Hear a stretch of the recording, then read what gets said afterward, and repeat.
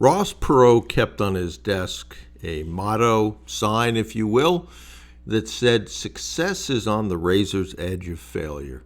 And that can mean a lot of things. It can mean that obviously success and failure oftentimes involve risk, and therefore sometimes it works and sometimes it doesn't work. And those that play the game too safe usually don't achieve any notable success. But one of the things that people just fail to understand is that you will fail your way to success.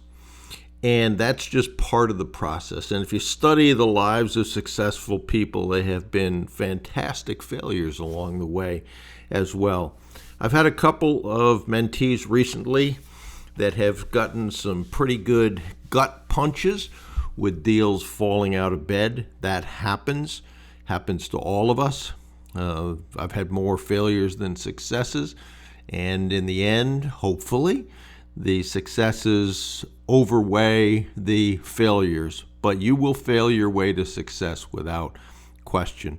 One of my mentees, who has now completed 16 companies that he's acquired in a reasonably short period of time, said that he experienced that certainly in the beginning.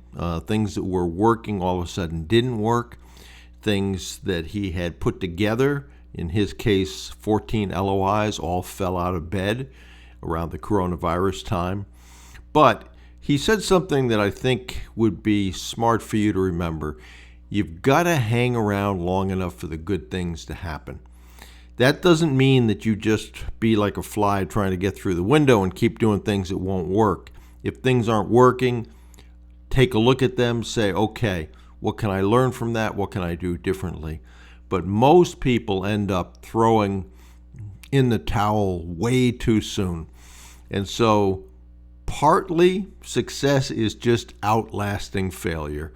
If you continue to work at it, change your plan where you need to, and keep pushing, you can't fail unless you quit. In the end, if this plan is solid, you've got good people around you, usually you will be met with success. But it will not be without adversity unless you are extremely lucky. And I don't think I've come across one of those again. So one of the things that people make mistakes on is they don't follow the steps.